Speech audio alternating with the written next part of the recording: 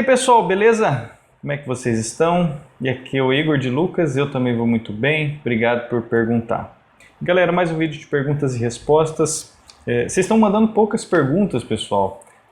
Quem ainda não me segue no Instagram, @IgorDeLucas com H, manda sua pergunta lá, ou aproveita para mandar aqui nos comentários.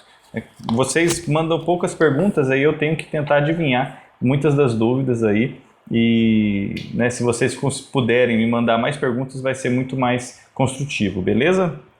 Então eu separei aqui algumas perguntas que as pessoas enviaram e algumas que eu alucino que são dúvidas frequentes, tá? Algumas coisas que aparecem nas próprias reuniões, né, com os clientes, etc, ok? E a primeira pergunta é se vale a pena, né, a pessoa investir em previdência privada tendo mais de 50 anos, né? Porque previdência privada é um tipo de investimento onde a gente investe por longo prazo, né? Então, teoricamente, se você investir após os 50 anos, né, nós deduzimos que não vai ter tanto tempo de contribuição em comparação com uma pessoa que talvez tenha 20 ou 30 anos, tá? Então, a melhor forma para a gente ilustrar se vale a pena investir numa previdência privada, né? Digamos que, vamos usar um exemplo, ok? Aqui é a Maria do Carmo, tá? Maria do Carmo, ela, né, tem mais de 50 anos e está se perguntando se vale a pena ela investir em previdência privada, né? Então ela quer investir em previdência, certo? Aí eu tenho algumas questões, né, que talvez possam ajudar a Maria do Carmo, né? Primeira coisa, né, quando a gente investe em previdência, nada mais é do que a gente está investindo em um fundo de investimento também, tá? É claro que tem algumas diferenças ali, que eu vou explicar, mas é um fundo de investimento como qualquer outro, tá? Só que o primeiro benefício que a Maria teria em investir na previdência, primeira coisa, é não ter imposto a cada 6 meses, tá? Que é o também chamado come cotas, né? Em fundos de investimento tradicionais, né, fundos de multimercado, fundos de renda fixa, você tem que pagar o imposto a cada 6 meses, tá? No último dia de maio e último dia de novembro é cobrado ali um imposto de renda, tá? De todos os investidores que têm esse tipo de investidor. A modalidade de investimento previdência privada, né, ela não possui esse come cotas ou esse imposto de renda a cada 6 meses. Então você tem um benefício fiscal aí, tá bom? Primeiro motivo que eu indicaria que a Maria do Carmo fizesse esse investimento em previdência privada, tá? Então, outro motivo, né, que poderia ajudar a Maria do Carmo a tomar uma decisão de investir em previdência privada mesmo após os 50 anos, é que com esse tipo de investimento você tem benefício fiscal. O que seria esse benefício fiscal, tá? Tem uma modalidade de previdência que você consegue abater até 12% do seu imposto de renda se você investir em previdência privada. Então vamos dar um exemplo aqui, tá? Digamos que você tem uma renda tributável de 100 mil, por exemplo, 100k, né? E se você investir em previdência privada do tipo PGBL, tá? Isso, não precisa entender os termos técnicos, mas só para você entender que é esse tipo PGBL que a gente está falando, tá? Então você tem 100k, 100 mil para pagar de imposto de renda teoricamente. Você consegue abater em previdência privada até 12% dessa renda tributável. Então seria um outro benefício que a Maria do Carmo teria se ela fosse investir em previdência privada, beleza?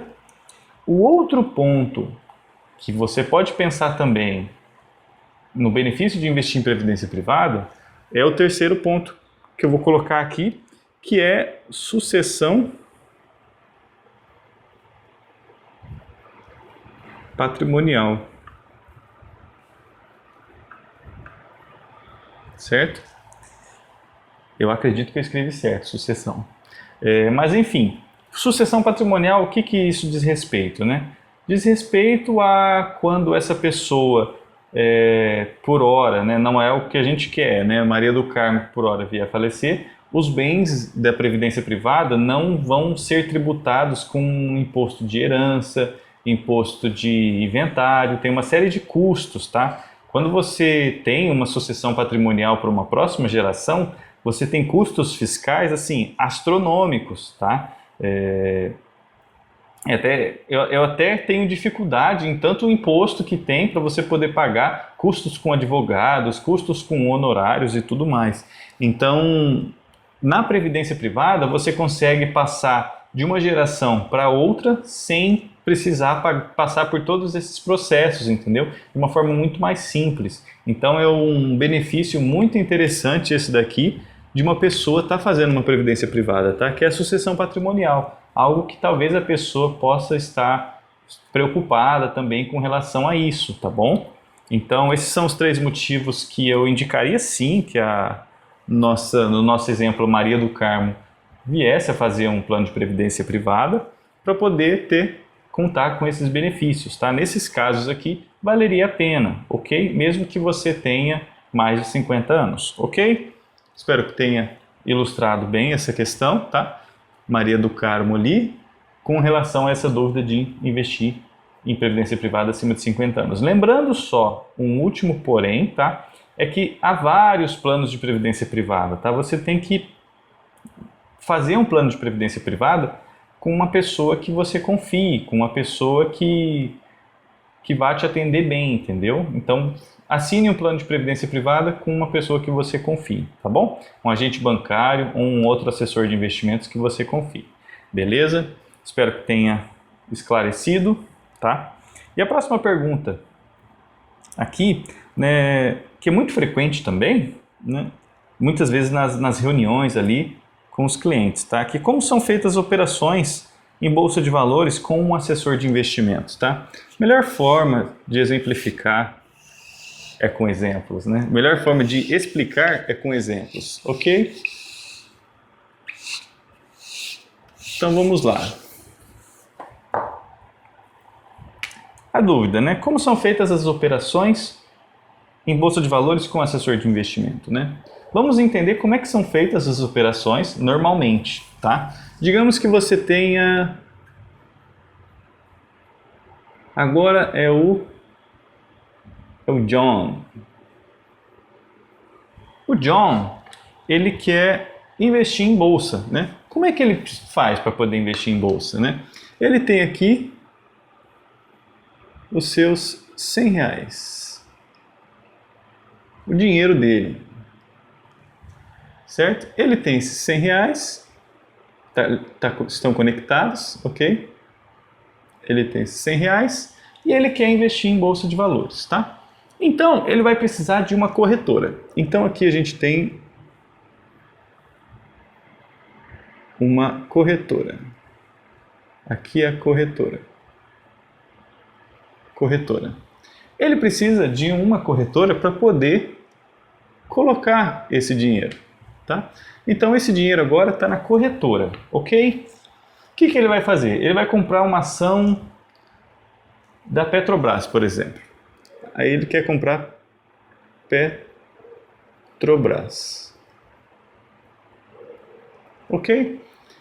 O que ele precisa fazer? Ele precisa comprar as ações da Petrobras na Bolsa de Valores. Então a corretora vai comprar essa ação, né? O John vai comprar essa ação de alguém, tá? Então vamos supor aqui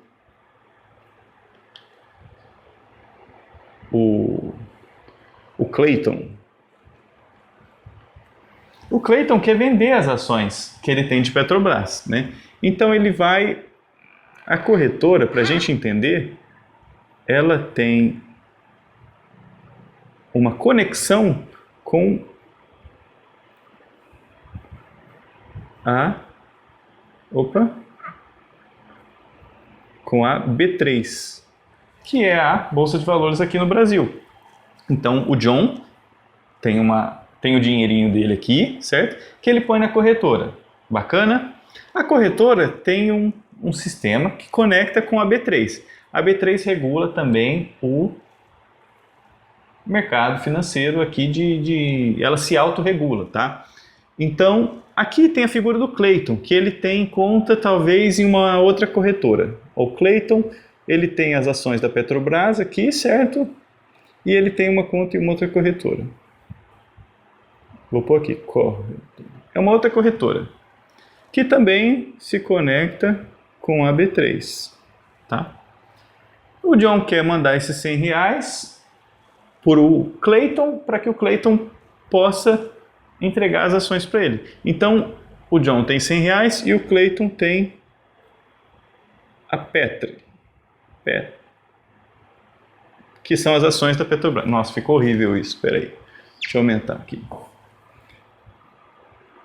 Petri. Então, o Clayton tem Petri e o John tem 100. O que vai acontecer? John vai conversar com a corretora, vai falar, corretora, quero comprar ação. A corretora vem na B3 e vê quem que tem essa ação para vender. O Clayton tem. Logo, o que vai acontecer? O John vai mandar esses R$100 e o Clayton vai receber, o Clayton vai mandar as ações dele para o John. Entendeu? E dessa forma, essas duas pessoas conseguem trocar seus ativos, né? O John mandando os seus R$100 e o Clayton mandando as suas ações da Petrobras, tá? Dessa forma, você consegue, né, com esses intermediadores financeiros, conversando entre si, você consegue fazer esse tipo de operação, ok? Então, o que mudaria na figura de um assessor, tá? Digamos que o John tenha um assessor de investimentos, o que mudaria? Teoricamente nada nesse conceito aqui, tá bom? O que mudaria é que teria uma outra figura aqui. Esse aqui seria o assessor, que poderia fazer o quê? Né? Esses dois ainda iriam conversar aqui, tá? Só para ilustrar. Mas aí o John, ao invés de ele diretamente ir na corretora, você tem a figura do assessor aqui, né? Então o John vai conversar com o seu assessor, certo? Eles vão trocar informações aqui, certo? E aí o próprio assessor poderia fazer essa comunicação aqui. O próprio assessor poderia fazer essa comunicação com a corretora, ok? Então, o John comunica com o assessor, e o assessor faz essa comunicação mais operacional, entendeu? Pode ajudar o John nessa ideia, entendeu? E da mesma forma, ele vai mandar, o John vai mandar o dinheiro para a corretora vai conversar com a B3, que vai mandar o dinheiro para o Clayton nessa ponta aqui, tá? Então, é assim que funciona, né, uma operação de bolsa de valores com um assessor. Né? Dessa forma fica mais claro, eu acredito que dá para você entender, através da ilustração, como é que funciona todo esse processo, tá? E justamente para responder a pergunta que vem logo a seguir, né? Se o assessor de investimentos falir, né?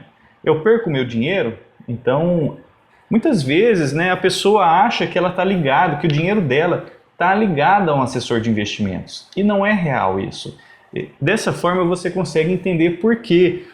O dinheiro sempre é do John, nesse caso, e ele sempre vai para a corretora, ok? A única coisa que o assessor tem acesso é esse operacional de poder estar ajudando o cliente, tanto para tomar as decisões, né? Tomar as decisões explicando os produtos financeiros, como comunicar com a própria corretora, entendeu? Mas o dinheiro nunca vem para o assessor, entendeu? Então não tem esse risco de o assessor falir e o John perder dinheiro. Quando que o John vai perder dinheiro, então, né? O John vai perder dinheiro quando, por exemplo, as ações que ele comprou agora da Petrobras por R$100 se subvalorizarem, né? Ou seja, perderem um pouco o seu valor. Como que elas perdem o seu valor? As pessoas vendendo mais do que comprando, basicamente, ok? E quando uma pessoa vende mais do que compra, né? Quando as pessoas vendem mais do que compra? Quando acontece alguma coisa, seja ela algo emocional que não tem nada a ver, ou seja ela algum fato que de fato a empresa vai passar a valer menos depois de esse fato acontecido, entendeu?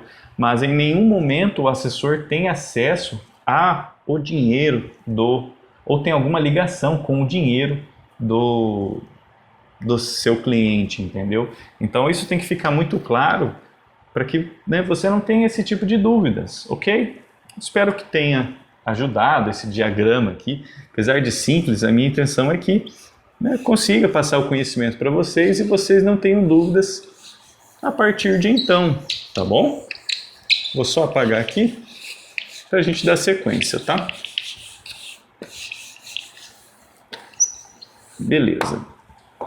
Então, respondida essa questão, vamos para uma próxima, tá? Muitas dessas perguntas que eu tiro são relacionadas a medo, tá? Então, as pessoas têm muito medo de mercado financeiro e elas podem entender, né, a partir do momento que elas entendem muitas coisas, elas vão deixando de ter esse medo, ok? Então, a pergunta é o seguinte, né? Se um hacker pegar minha senha da corretora ou do tesouro, né? Ele pode roubar meu dinheiro, né? Então, a dúvida dele é se alguém pegar a senha da corretora, né, que ele tem conta, né? Então, é difícil isso, tá, pessoal? Porque justamente para prevenir esse tipo de fraude ou de acontecimento, né, todas as transferências realizadas de uma pessoa física para uma corretora. Tá tendo corrida de motos aqui na rua, aparentemente. Mas enfim, quando tem uma transferência de recursos, né, de dinheiro, entre uma pessoa física e uma corretora, é sempre para o mesmo CPF, tá? Então, por exemplo, você tem o CPF XYZ, você vai fazer uma transferência para a sua conta da sua corretora XYZ. Todos os resgates são feitos para o mesmo CPF. Então, mesmo que uma pessoa tenha acesso à sua conta, por exemplo, o resgate que ele vai poder fazer vai ser para uma conta no seu próprio CPF, entendeu? Então, teoricamente, não teria como ele retirar esse recurso para uma conta dele, entendeu? Desse hacker. Ele teria como, por exemplo, fazer algumas operações financeiras que você não desejaria, enfim, comprar algumas coisas que você não gostaria, ou vender algumas coisas que você não gostaria, por ele fato de ter acesso, tá? Mas isso é muito difícil, porque além de você ter a sua senha, o sistema financeiro nacional ele é muito seguro. Apesar de você, além de você ter sua senha, você tem a sua assinatura eletrônica, que é diferente, você tem um número da sua conta, muitas vezes a segurança por digital também, você loga pela sua digital, o reconhecimento facial, é muito seguro nesse sentido, tá? Então, se alguém pegar a sua senha da sua corretora por algum motivo, tá? Ele não vai poder fazer o resgate para a conta dele, ok? Somente o resgate é para a mesma titularidade. E para ele fazer qualquer operação, ele precisaria também da sua assinatura eletrônica. Então, no caso, ele teria que saber a sua senha e a sua assinatura eletrônica, entendeu? Que você tem que mudar a cada 45 dias, se eu não me engano, por lei. Então, é bem difícil disso acontecer, tá? Então, mesmo se for a conta do tesouro, também mesmas regras, ok? É improvável que alguém consiga fazer isso, te prejudicar dessa forma, tá? Mas não vamos facilitar, né, pessoal? Sempre manter a sua senha em um local seguro, né? Tomar cuidado com isso daí, ok? Bacana. Então, vamos para a próxima pergunta, que é uma pergunta relacionada a tesouro direto, né? Tem um tipo de tesouro que chama tesouro pré-fixado, ok? E no momento que a pessoa fez essa pergunta, né, o que acontece, por que a taxa do pré-fixado está abaixo da Selic? Então, na época, digamos que o pré-fixado estava para daqui a um ano, por exemplo, tá? Estava 4% ao ano, ok? E a taxa Selic estava 4,5%. Porque Selic pré-fixado, tá? Então, normalmente, pessoal, a taxa prefixada ela é superior a uma taxa Selic, tá? Porque você está travando a sua taxa prefixada, então você está comprando um pouco mais de risco, então ela é maior. Só que quando que uma taxa prefixada é menor, né? Quando o mercado está prevendo uma queda ainda maior da taxa Selic, ok? Então, nesse momento que a taxa pré estava 4% e a taxa Selic estava 4,5%, né, a previsão do mercado é que a taxa Selic caísse para abaixo dos 4%, entendeu? Dessa forma, a pessoa que comprou o tesouro pré-fixado teria benefícios, porque até lá a taxa Selic teria caído, ok? Essa é um pouco mais complexa, mas se você não entende como funciona o tesouro pré-fixado, o tesouro Selic, a gente tem um vídeo aqui no canal que é o único vídeo de tesouro direto que você precisa ver, tá? Realmente é um vídeo um pouco mais longo, mas que eu ilustro e eu explico tintim por tintim, né? Como a gente fala aqui na minha região, explicar tudo mesmo sobre o tesouro direto para que você não precise ver outro vídeo sobre o tesouro direto. Se você entendeu o conceito de tesouro direto, você entendeu a dúvida aqui referente a essa questão de tesouro pré-fixado, ok? Vamos para a próxima, então, né? A pessoa estava perguntando, né, se é seguro fazer um TED, né, do meu banco para uma corretora pela internet, né? De novo relacionado a medo, né? Então, se é seguro fazer uma TED do banco dela, né, para uma corretora pela internet, né? É seguro fazer esse tipo de operação, né?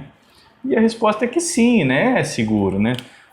Tanto o seu internet banking como o app do seu banco, né? Eles têm ali uma série de medidas de segurança e isso está bem avançado, tá? E a segurança dessa TED está relacionada à segurança do seu banco, tá? Não tem nenhum intermediador entre o banco e a corretora para poder, entendeu, interceptar, né? A não ser que você tenha alguma coisa instalada no seu computador que consiga intermediar isso, entendeu? Mas mesmo assim, os próprios sistemas bancários têm um funcionamento bem complexo, né? Bem inseguro. Inclusive os bancos, né, contratam muitos hackers para que eles possam se proteger de tentativas de invasão nesse sentido, tá?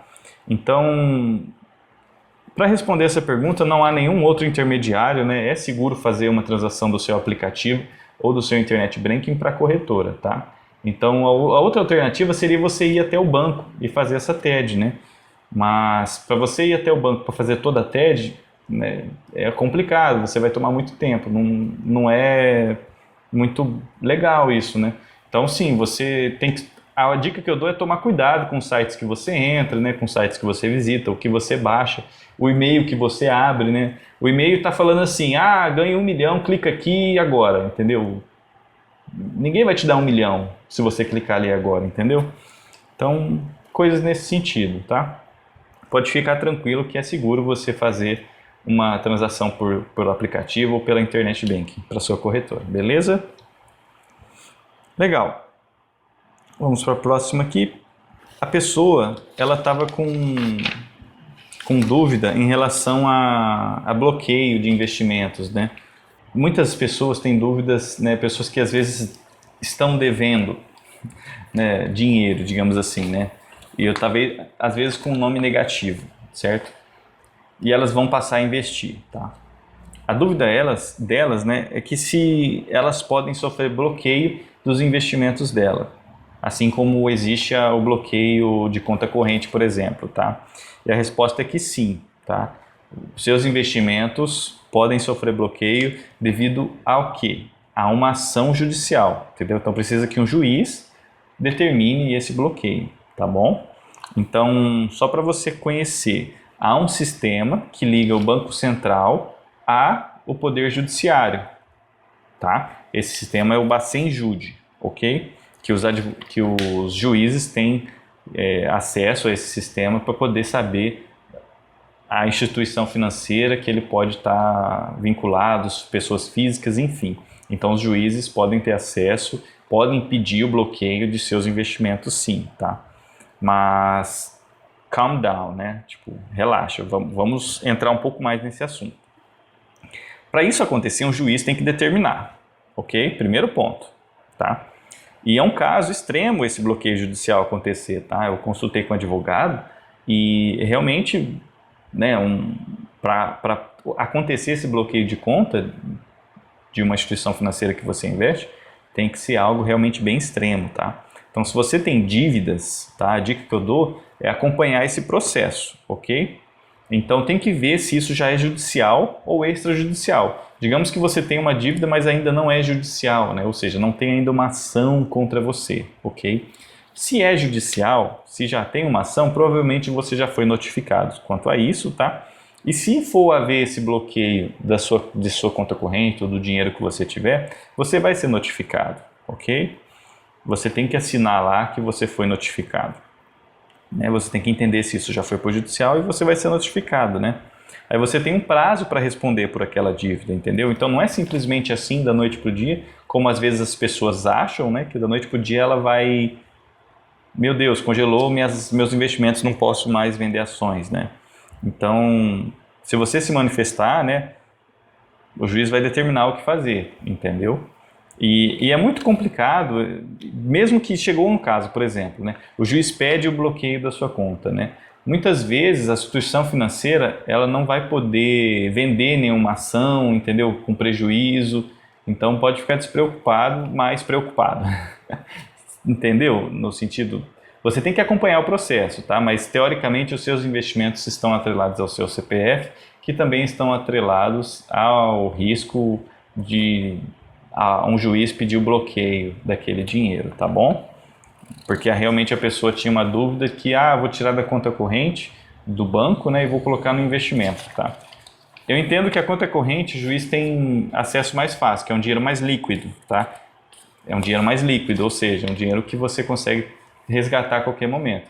Dentro de uma instituição financeira de investimentos, ele é menos líquido. Então, por exemplo, se você investiu em um CDB para daqui a 3 anos, a instituição financeira não pode resgatar esse dinheiro, entendeu? Com prejuízo. Entende o que eu quero dizer? Espero que sim. Mas respondendo então a sua pergunta, sim, seus ativos podem ser requisitados por um juiz normalmente, ok? E galera, esse foi o vídeo de hoje, espero que você tenha gostado, tá? Respondi algumas dúvidas aqui. Se você tiver mais dúvidas, manda lá no meu Instagram, @igordelucas, tá? Ou você coloca aqui no campo dos comentários mesmo, vai ser um prazer poder ajudar você a desvendar esse mistério aí do mundo dos investimentos, tá bom? Se inscreva no canal se você não é inscrito, dê aquele curtir para dar aquela fortalecida e a gente se vê no próximo vídeo. Tchau, tchau. Grande abraço.